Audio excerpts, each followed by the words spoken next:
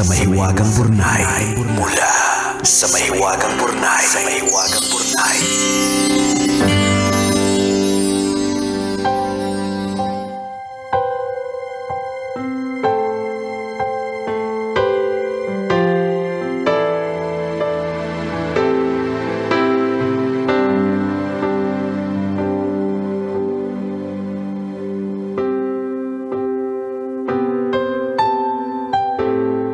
Kumikinang na tambalan ni Coley Yala and Diego Bandido. Itago niyo na lang po ako sa pangalang Alyssa, 22 years old at kasalukuyang broken-hearted. Ang sakit-sakit po ng puso ko kaya ko naisipang sumulat sa inyo. Pakisabi na din po kung ano ang opinyon ninyo sa naging desisyon ko. Ganito po kasi. 1 year na po kami ni Jello. Bago pa niya ako niligawan, meron talaga siyang gustong-gusto na ka-office mate mo niya. Actually, parang sila na pero walang label. Umasa siya na magiging sila officially pero isang araw, bigla na lang may boyfriend si ate girl. Nag-move on si Jello, niligawan ako at sinagot ko naman. Akala ko talaga naka-move on na pero mukhang hindi pa. Recently kasi bumiyahe siya overseas for work. Pagbalik, kahit isang ref magnet doon sa bansang pinuntahan niya, walang dala para sa akin. Ayos lang naman. Ang totoo, hindi naman ako nag-i-expect. Ang hindi ko in-expect, yung dati niyang ka-situationship, may pasalubong. Ay. Hindi lang isa, 3. Buti pa siya naalala. Akong girlfriend mukhang hindi man lang sumagi sa isip niya. Kinumpronta ko si Jello at hininga ng paliwanag pero wala siyang masabi. Sa huli, wag ko daw isipin na magiging sila dahil ayaw naman ni girl. Nakakainis, di ba? So kung gusto pala ni girl magiging sila, pakiramdam ko tuloy, hindi talaga ako ang gusto. Nagkataon lang na ayaw sa kanya ng taong gusto niya kaya nagtsatsaga siya sa akin. Nagdesisyon akong makipaghiwalay kahit mahal ko. Nakipag-break ako kahit nagdurugo ang puso ko. Tama po ba ang ginawa ko? Hindi po kasi talaga ako masaya sa naging desisyon ko. Salamat sa inyong payo. Ang inyong kumikinang na tagapakinig, Alyssa. Alungkot naman, Alyssa, yung kwento mo. Kaya nga Alam mo, naniniwala kasi ako na ang desisyon ay nagiging tama kapag pinaninindigan natin ito. Oo. Kasi mahirap talaga to make decisions eh. Hindi mo talaga alam kung tama ba o mali, di ba? Para sa akin, mas napapanindigan ay mas nagiging tama siya pag pinanindigan mo. So, kung nanindigan ka na ayoko ng ganon, hindi pwede yung parang meron pa siyang emotional attachment sa kanyang ka-situationship, di ba? Panindigan mo yan. Tama. Siyempre, naman. kaya kang nakakaramdam ng ganyan kasi mahal mo naman. Correct. Hindi naman talaga, aminin na natin, no?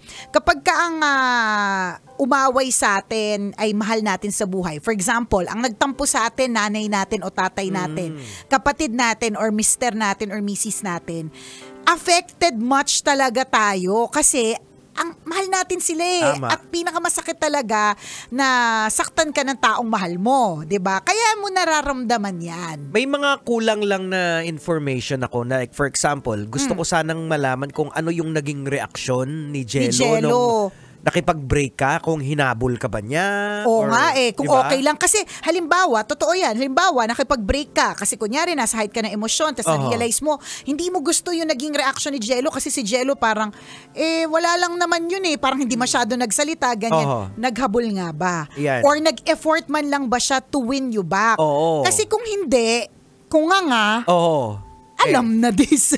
Kung gano'n ang sitwasyon, Oo. kung hindi hinabol, wala man lang ano, Oo. I think tama yung decision mo. Correct ka. Parang ganun. Ibig sabihin, kahit papaano, hindi niya man aminin, Oo.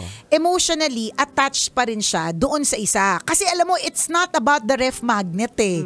Hindi ito tungkol sa value ng binigay. Kung Oo. magkano yung binigay, anong klase yung binigay. Kahit nagbigay siya ng toothpick na may tingang kasama. Kahit nail cutter, wala mo nang... Correct. Kahit na walang kakwenta-kwentang bagay na hindi mo talaga magagamit. The fact na siya yung naalala, yung ka-situationship before versus you, it speaks volumes. Kahit hindi siya magsalita, ang lakas ng mensahe. Nakakabingi yun. Nakakabingi yung mensahe. At para sa akin kung wala siya talagang ginawang maayos na na pagpapaliwanag kung bakit niya ginawa yon at hindi rin siya naghabol, okay na yan. Mas deserve mo yung somebody na hindi emotionally attached sa iba, yung ikaw lang talaga yung priority at yung may nail cutter kapag nag-overseas. Ako, Eliza, I hate to break this to you, pero parang ang nakita ko kaagad is yung rebound problem. Yes, totoo din talaga. Diba? So, parang hindi sabi ko naman na- niya kasalanan though. Oo, hindi mo Kasi kasalanan. in the first place, like niya talaga si Oo. Jello. Tapos, pangalawa, And niligawan ka, definitely. Correct, Oo. niligawan ka. And technically, wala rin naman talagang jowa si Jello. Oo. So, it's really not your fault. Oo. Kaya lang, ganun talaga. Minsan, nagiging tayo, yung mga biktima ng pag-ibig, biktima ng rebound, ganyan. Oo, kasi ako medyo maiintindihan ko pa to kung medyo bago-bago kayo, mga 6 months, pero 1 Yan. year Ilan na na kayo ba? 1 year. 1 year na kayo eh. So mahabang proseso ng pinagdaanan, madami na kayong pinagsamahan. So hindi pa rin naka-over si Jello dun sa kanyang ka-situationship. Correct. Which parang kalahati lang talaga ng buhay ni Jello yung nakikipagrelasyon sa'yo. Kasi ang Oo, kalahati, nandoon pa dun hoping sa... pa eh. Correct. Diba? Kasi wala ako nakikita talagang valid na rason na may pasalubong yung isa tas ikaw wala. 'Di ba? Kahit ano pa yan. Kaya nga eh. 'Di ba? I'm sure because you love the person, kung ano man yung ibigay niya sa'yo, you will value it. 'Di ba? Kaya lang nihay-nihoy, ni pisong duling, wale. Tapos sa kanya hindi lang isa, kundi ano ba sabi? 5? Nakakaya mo talaga. Itumba na yan. Charot. Tinumba. Ako nakikita ko dito sa perspective ng isang lalaki kung bakit namin ginagawa yan is parang naghihingi kami ng atensyon. So ibig sabihin parang itong si Jello parang Nagpapapansin. mas kailangan niya yung atensyon nung ka-situationship niya over you. Kasi, Over you. diba, nagbigay ka, siyempre, pag nagbigay, may magte-thank you. Correct. So, may balik, may... Sa'yo, wala man lang binigay kasi hindi niya siguro... Or, kung ganun, ibig sabihin, iniisip ko kung paano ko kakampihan si Jello. Wala talaga. Kaya nga eh. Ang hirap mong mahalin, Jello. Hindi, ang hirap mong mahalin. Ang hirap mong intindihin. Di ba? Mahirap talaga. So, ibig sabihin, si Jello, tama ka, Jegs kalahati ng kanyang pagkatao, nakikita pa yung ka-situation. Na dapat, sa totoo lang, ang nakikita niya na lang ay ikaw.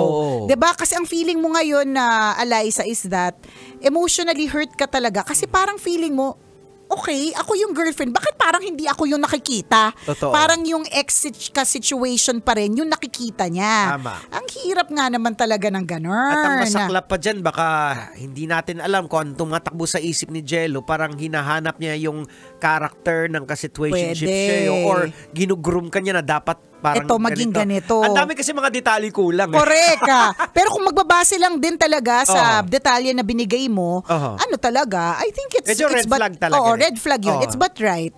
It's just that, of course, you care for the person. Of course, mahal mo. Kaya masakit. Kaya affected ka. Gano'n naman talaga, di ba? But in time, naniniwala naman talaga tayo, napakaluma ng kasabihan, pero totoo talaga, that time will heal all wounds. Correct. Na kung ngayon, galit na galit ka sa isang tao, hindi lang para ka Eliza. Kung ikaw ngayon, kabisyo, nakatuto ka sa amin, galit na galit ka sa isang kumare mo na parang hindi mo na siya mapapatawad kahit kailan, tatanungin ka namin ulit after a few years. Let's say 5 years. Nagbago na yung buhay mo, nagbago na din yung buhay ni kumare, maaaring nasa ibang bansa ka, maaaring nagbago na ng mga mga opisyal sa gobyerno. Correct, oo. Ang dami na nangyari, 'di ba? Tama. It softens the pain. Correct. Hindi na kasing sakit kung paano ka na hurt ng kumare mo 5 years ago. Hindi na siya kasing sakit 5 years later. Oo, kasi along Hindi the way, na. nagmamature tayo. Kung Oo. babalikan mo kung paano ka nasaktan, minsan parang matatawa ka na Oo, lang parang, eh. grabe, affected ako dun. Diba? Parang ano nga, meron kaming na kakilala. Na Pasensya na po ngongo si Diego Bandido kasi Oo. napasukan po siya ng maraming Kaya nga eh, hindi ko tawag alam doon, eh. allergens, Oo, taray. In Tagalog, alikabok Oo. dito. Galing po sa hair ko namin. naging Kanina biglang wala ngongo. siyang Kaya sipon. bigla ako naging ngongo. Ngayon lang kasi kita narinig na mangongo. Kaya, Kasi pagpasok ko dito, kaya ako umatras, hindi mo ba nakita? Sobrang daming alikabok. kaya nga eh. Ayan, pumasok sa lahat. Bumigat ka ng 3 kilos. Huwag ka mag-alala, hinigo po lahat para sa'yo. Thank you for saving me. You're such a savior. Anyways, ano yung sinasabi Ayun mo? yung balikan nga na dati, maghihiwalay na sila kasi buntis yung yung babae. Sino na naman itong chichismis O mo? basta, buntis Oh. yung babae, tapos si lalaki pagod sa trabaho, naglambing ng burger. Si Oo, Buntis. si Buntis. Oo. Sabi na pagod na ako, biglang nag-message sa amin. Sino? Si girl, yung Oo, Buntis. na maghihiwalay na daw, uwi na daw ng probinsya. Sabi ko, sabi ko kalit, ano ba pinagawa yan? Oo. Dahil hindi binili ka ng burger. Oo, di ba? Ngayon, binabalik namin yung kwento na yun. Tawa lang sila ng tawa. Diba? Kasi isipin mo kung nag-react sila dahil sa burger, ayun yung mga maling desisyon na at the height of our emotions. Correct. Pero ang feeling ko dyan, Jegs, hindi lang siya dahil sa burger. Totoo. Baka patong-patong na siya na, lalo pag buntis. Oo, medyo Jegs, yung hormone. Ibang level ang sensitivity ng Correct. buntis. Kakaiba siya talaga. Kaya nga si Carl dito, di ba? Oo. Madaling araw, naghahanap ng ginataan. Correct. Kasi yung misis niya, Oo, yung buntis, oo. 'di ba, naghahanap talaga, 'di ba? So, ganun kasi talaga. Oo. So, parang feeling ko hindi lang yung burger lang yung panghuli. pero ang point mo, Jex, dun sa kwento mo, 'di ba, na after a few years Oo. and babalikan mo, Pagtatawanan mo lang talaga na, hala, muntik pa pala tayong maghiwalay nang dahil sa burger. Oo. Ayan Mabuti, na. ayun na nga.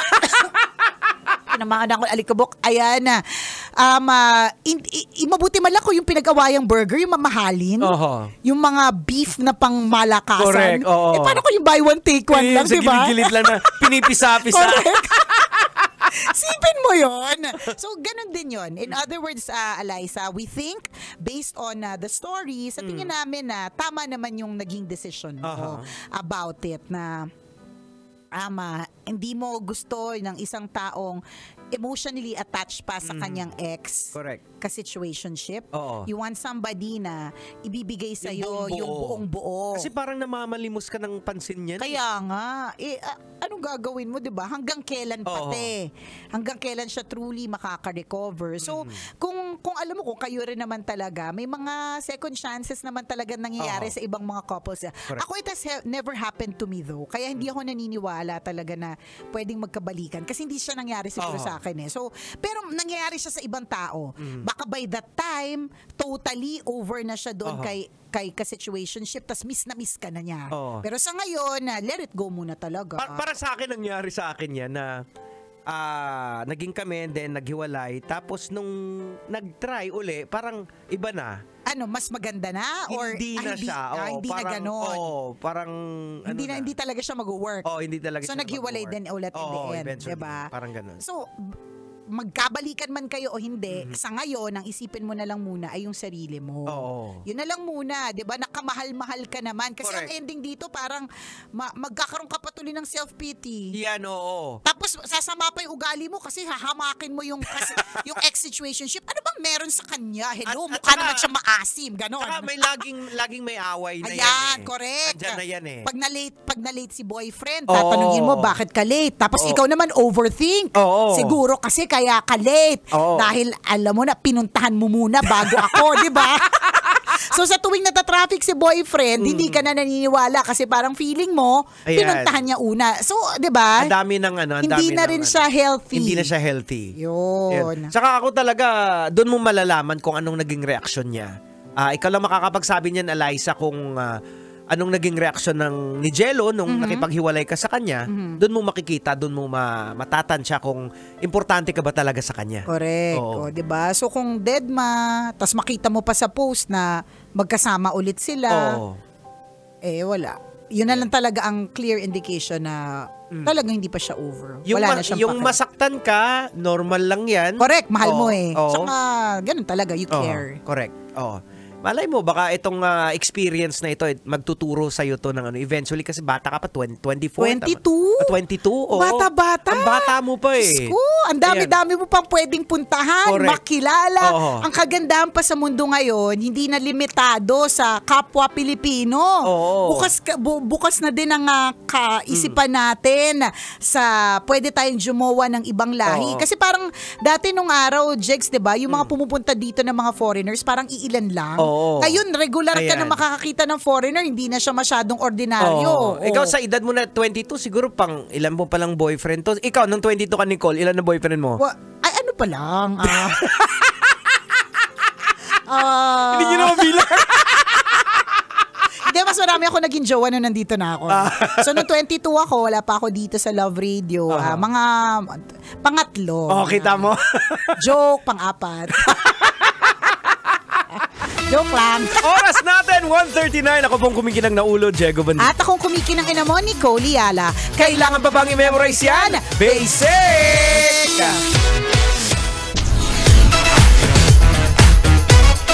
Metro's #1